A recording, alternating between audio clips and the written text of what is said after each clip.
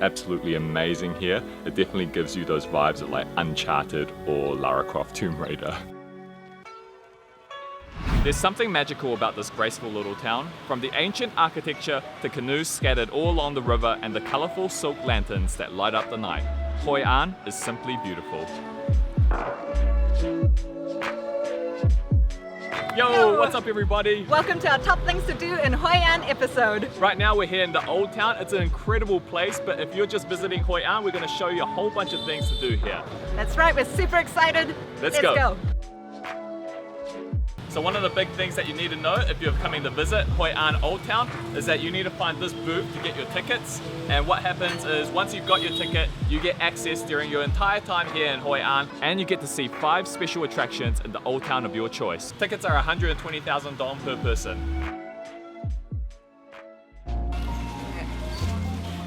One of the main attractions when you're in Old Town is to visit the Fujian Assembly Hall. We're going to go in and check it out. Fujian is a southeastern province in China, and this place here was built by the Fujian Chinese back in the 17th century. It serves as a meeting place for the Fujian colony. Originally, this place was a traditional assembly hall, but it was later transformed into a temple for worship of the deity from Fujian province. This is definitely one place worth checking out when you're here in Old Town. Another one of the things that you have to do when you're in Hoi An is visit the Japanese bridge that connects the Japanese side over to the Chinese side. It's free to admire this place from the outside, but if you want to come inside and go through a walkway, then you do need a ticket. This bridge was first built by the Japanese in the 17th century, and now it's been restored by the Chinese and the Vietnamese, and it's even been turned into a little temple for people to pray.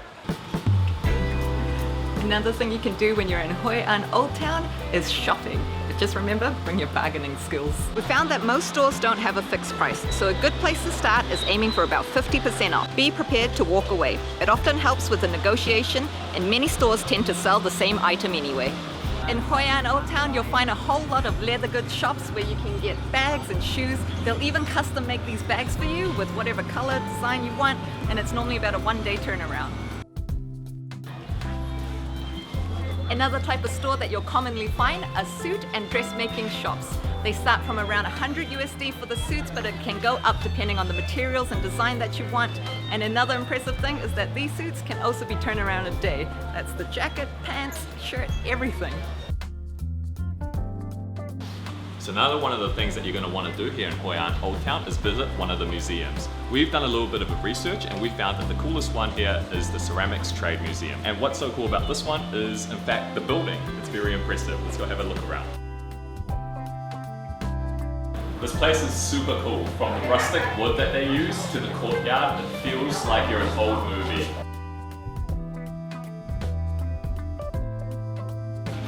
Even the smell of this building kind of makes you feel like you've taken a step back in time. And this whole place is a lot quieter than some of the other attractions here in Hoi An Old Town. So it's definitely a place that you're going to want to check out if you want to catch a vibe. Fun fact time, and fact number 1. Hoi An literally translates to peaceful meeting place. Hoi An became a UNESCO World Heritage Site in 1999, which means it's legally protected by international treaties. Final fact, Vietnamese believe silk lanterns bring happiness to the whole family, and that's why you see so many in Hoi An.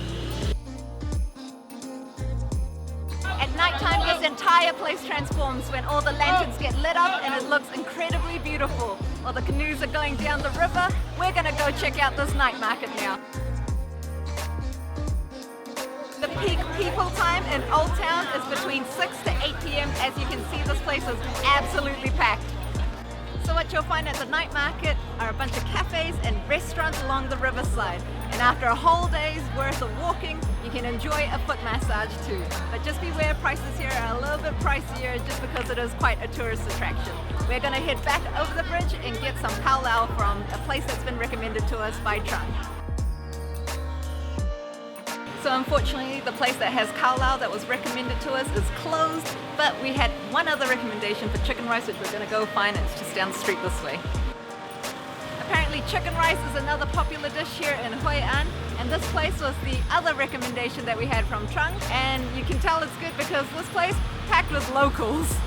After all that hard walking, Yen and I can't wait to get some of this delicious looking chicken rice inside us. This looks totally different from any chicken rice that I've had from any other country. You've got a little bit of lime, a whole bunch of onions on top, and then the chicken rice is really yellow. I'm gonna squeeze my calamansi onto the rice first. Let's give that a go. That is spicy. In Vietnam, what I find is that the chicken is a little bit leaner than you would find in other countries. It's got a really nice bite, and the rice itself is absolutely delicious. Incredible chickeny flavors infused in there, and it's the herbs that really give it an extra twang, which is different from any other chicken rice that I've had. We're gonna polish up our meal here. It's been a very eventful day here in Old Town. Definitely a must visit if you're in Hoi An. Amazing place. One of the things to do when you're visiting Hoi An is come hang out at the beach. So we're here at Van Thai Beach. Down that side is Voi Thai, and over on that end is An Bang. An Bang is much busier, so the further down you go this way, the quieter it gets. They're relatively unspoilt by commercialization, so it's a nice peaceful beach to come hang out at. Another thing that you're going to find all along An Bang Beach is a whole bunch of places to eat, drink, have a coffee stop, and I've got a khao lao, which is a local dish, but the thing is you are going to expect to find that prices here are probably around 3 times what you would expect in the city. The sand here is really nice, golden white and soft. Along all the beaches here in Hoi An, there's a whole bunch of these beach recliners. You do have to pay to sit on them, but if you eat at the local restaurants, they're free. There's also a bunch of different water sports that you can try out, from parasailing to jet skiing. And that wraps up our time here at the beaches in Hoi An. So another one of the things that you have to do, especially if you're a history buff in Hoi An, is visit Vinh Temple. This is an absolutely amazing place. You're going to see remnants of the ancient Hindu temples that were once here to worship Shiva. Entry price for this place is 150,000 dong. Opening times here are from 6 AM till 5 PM, and one of the tips that we got from all the locals was if you come here at 2 o'clock, you're going to avoid the crowds, and also the whole place is going to be a lot quieter. All the tour buses seem to come in the mornings. There are multiple external tour guides which will offer you an all-inclusive trip. We found them to be all pretty expensive, normally around the $55 US mark. If you want a much cheaper option, what we did was talk to someone about getting a private car here. We went with Live Travel. We'll leave all the details of them down in the description below. It's normally around about 550,000 dong to get here and back to wherever your hotel is, and then once you're here you get your tickets, which cost 150,000 dong, and then we've also got an English speaking tour guide right at the gates, so that was only 100,000 dong. It's way cheaper that way. So unfortunately during the Vietnam War, B-52 bombers from America leveled a whole bunch of the holy sites here, including one of the main temples, and you can still see some of the remnants of the bombs here today because that's one of the craters. One of the things that I was wondering before we came to My Son was, is there a dress code, especially for women? In other parts of Asia and the temples there, you're quite expected to cover up a fair bit, but here it's safe to say that you actually don't need to dress any differently. So it's okay, shorts, t-shirts, all that, all good. I'm going to show you guys something a little bit interesting about this place. See this brick wall over here? It's got all the cement mortar in between.